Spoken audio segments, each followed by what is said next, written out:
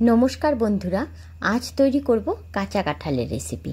কাঁচা কাঁঠাল, যেটা নিরামিষ হোক বা আমিষ, আমাদের সবার ভীষণ পছন্দের এই কাঁচা কাঁঠাল। কাঁঠালটাকে সুন্দর করে কেটে নেবার পর জল দিয়ে ভালো করে প্রথমে ধুয়ে নিচ্ছি। কাঁঠালে একটা খুব সুন্দর মশলা তৈরি করে দিলে কাঁঠালের টেস্ট অপূর্ব হয়।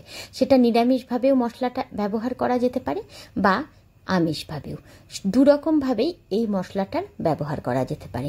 সেই মশলাটা আজ তৈরি করব এই রেসিপিতে। তোমাদের সবার সাথে শেয়ার করব সেই মশলাটার রেসিপি। তোমরা একবার কাঁঠাল বানাবার সময় সেই মশলাটা ব্যবহার করে দেখো, নিরামিষভাবে হোক বা আমিষভাবে, কাঁঠালের স্বাদ দ্বিগুণ হয়ে যাবে। প্রথমে জল দিয়ে ধুয়ে নেবার পর সসপ্যানের মধ্যে বেশ কিছুটা জল দিয়ে লবণ, একটু হলুদ আর কাঁচা সর্ষের তেল দিয়ে আমি কাঁঠালটাকে সেদ্ধ বসিয়ে দিলাম। গ্যাসের আঁচ মিডিয়াম রেখে বেশ কিছুক্ষণ কাঁঠালটাকে সেদ্ধ হতে দেব, সুন্দর সেদ্ধ হয়ে যাওয়া অবধি। এখন কিন্তু সব গাছেই প্রায় কাঁঠাল পাকতে শুরু করে দিয়েছে, আর খুব বেশি দিন বাজারে কাঁচা কাঁঠাল পাওয়া যাবে না। তো কাঁচা কাঁঠাল থাকতে থাকতেই তোমরা এই রেসিপিটা আমি যেভাবে বানাচ্ছি একবার ট্রাই করে দেখো। আর যে মশলাটা আমি আজ দেখাবো সেই মশলাটা দিয়ে অবশ্যই ট্রাই করো, দেখবে ভীষণ ভালো লাগবে। দেখো, কাঁঠালটা খুব সুন্দরভাবে সুসেদ্ধ হয়ে গেছে। এবার একটা ঝারনার মধ্যে কাঁঠালটাকে আমি ঢেলে দিলাম, জলটাকে ঝরিয়ে নেব। কাঁঠাল সেদ্ধ করবার সময় যে পাত্রে সেদ্ধ বসাবে ওই পাত্রে যদি সর্ষের তেল দিয়ে নাও, দেখবে ওই পাত্রটা মাজতে বা পরিষ্কার করতে কোনো রকম অসুবিধা হবে না। যাকে যে মশলাটার কথা বলেছিলাম, এখানে আমি প্রথমে শুকনো লঙ্কা আর তেজপাতা কড়াই দিয়ে দিয়েছি। তারপরে দিয়ে দিলাম ধনে, জিরে, সামরিচ, গোলমরিচ, এলাচ, সাথে তোমরা দারচিনি দিতে পারো। আমার এখানে দারচিনিটা ফুরিয়ে গেছে, তো আমি দারচিনির গুঁড়ো ব্যবহার করছি, আর সাথে একটা জয়িত্রীর ফুল। তো যাই হোক, এবার সব মশলাগুলোকে কড়াই দিয়ে শুকনো খোলায় সুন্দরভাবে নেড়ে এটাকে আমি একটু গরম করে নেব। মানে খুব বেশি কড়া ভাজবো না, সুন্দর একটা স্মেল বের হওয়া অবধি আমি এই মশলাটাকে সুন্দর ভেজে নিচ্ছি। এই দেখো, দারচিনিটা আমার আগে থেকে গুঁড়ো করা ছিল, তো আমি সেই গুঁড়োটাকে গ্যাস বন্ধ করে গরম কড়াইয়ের মধ্যেই দিয়ে দিলাম। দিয়ে এবার বেশ কিছুক্ষণ নেড়ে চেড়ে গরম কড়াইয়ে এই দারচিনির গুঁড়োটাকেও গরম করে নিলাম সব মশলার সাথে। এবার সাথে একটা আলাদা পাত্রে আমি এই মশলাগুলোকে ঢেলে রেখে দিলাম। এবার ওই কড়াইয়ে আমি দিয়ে দিলাম বেশ কিছুটা সাদা তেল। তার মধ্যে একটা বড় সাইজের আলুকে ডুমো ডুমো করে কেটে নিয়েছি, সেটাকে ভেজে তুলে নেব। তোমরা কাঁঠালে যদি আলু খাও তবে আলু দিতে পারো, না চাইলে স্কিপও করতে পারো, তবে কাঁঠালে আলু দিলে বেশ ভালোই লাগে। আলুটা ভাজা হতে থাক, ততক্ষণে মশলাটা আমার সুন্দর ঠান্ডা হয়ে গেছে। এবার মিক্সার গ্রাইন্ডারের জারে দিয়ে আমি মশলাটাকে গুঁড়ো করে নিলাম। এবার এই গুঁড়োটাকে একটা বাটিতে ঢেলে সুন্দর করে চাপা দিয়ে রেখে দেবো, যাতে স্মেলটা না বেরিয়ে যায়। ওই মিক্সার গ্রাইন্ডারের জারেই একটা টমেটো, হাফ ইঞ্চি আদা, আর এখানে 15-20 কোয়া রসুন নিয়েছি 6-7টা কাঁচা লঙ্কা দিয়ে এবার মিক্সার গ্রাইন্ডারের জারে একটা সুন্দর পেস্ট করে নেব। এক্ষেত্রে তোমরা যদি নিরামিষ খাও তাহলে রসুনটাকে স্কিপ করে দেবে। সুন্দর মশলাটা আমার পেস্ট করা হয়ে গেছে, এদিকে আলুটাও সুন্দর ভাজা হয়ে গেছে। এবার নেড়ে চেড়ে আলুটাকে তুলে নিচ্ছি। তোমরা শুধু নিরামিষভাবে করলে আমি যে এখানে রসুন আর চিংড়ি মাছ আর পেঁয়াজ ব্যবহার করব সেটাকে বাদ দিয়ে ঠিক সেম মশলা দিয়েই তোমরা নিরামিষভাবে এই কাঁঠালটা করে দেখবে, সেটাও অপূর্ব স্বাদ হয়। তো আমি এখানে কিছু গুঁড়ো চিংড়ি নিয়ে নিয়েছি, চিংড়িটাকে ওই তেলে প্রথমে সুন্দর করে ভেজে নিলাম। যারা চিংড়ি দিয়ে এইভাবে কাঁঠাল খাও তাদের তো কি বলবো, সেম এইভাবে একবার বানিয়ে দেখো, কাঁঠালের স্বাদটা অপূর্ব হবে। এবার যে তেলটুকু পড়েছিল তার মধ্যে ওই সেদ্ধ করে নেওয়া কাঁঠালটা দিয়ে দিলাম। গ্যাসের আঁচ হাই করে দিয়ে এই কাঁঠালটাকে সুন্দর করে প্রথমে বেশ কিছুক্ষণ নেড়ে চেড়ে ভেজে নিতে হবে আমাদের। বন্ধুরা, এই কাঁঠালের রেসিপিটা তোমাদের কেমন লাগছে সেটা কিন্তু আমাকে কমেন্ট বক্সে জানিও।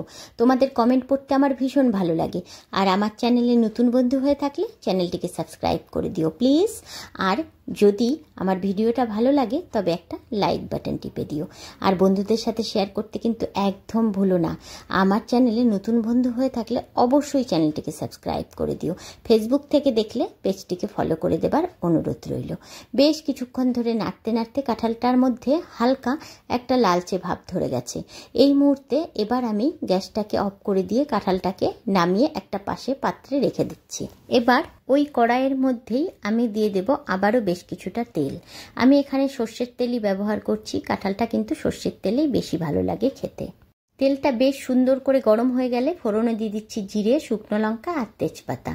আর দিয়ে দেব এখানে হাফ চামচ চিনি।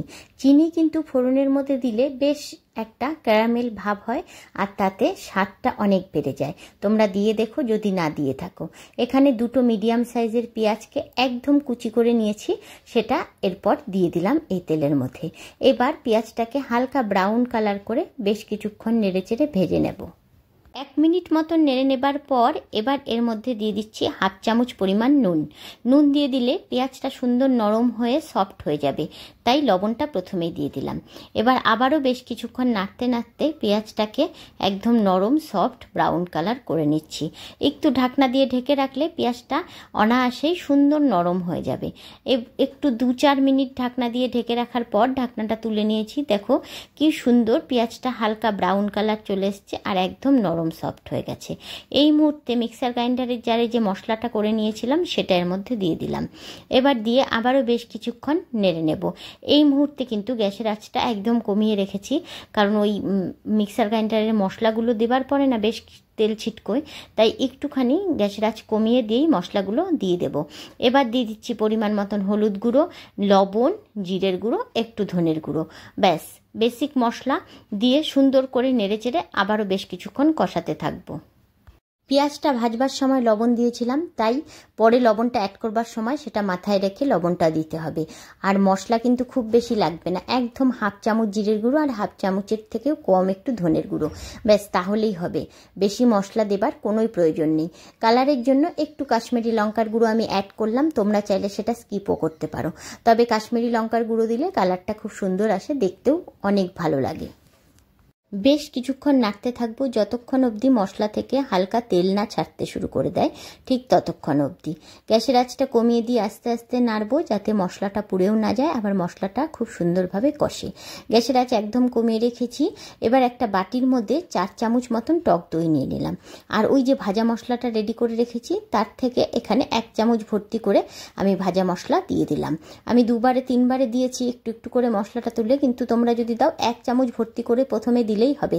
দইয়ের সাথে খুব সুন্দর করে এই ভাজা মশলাটাকে মিশিয়ে নেব বেশ কিছুক্ষণ ধরে। দইয়ের সাথে মিশিয়ে দেবার ফলে না ভাজা মশলাটা থেকে সুন্দর একটা ফ্লেভার আসবে।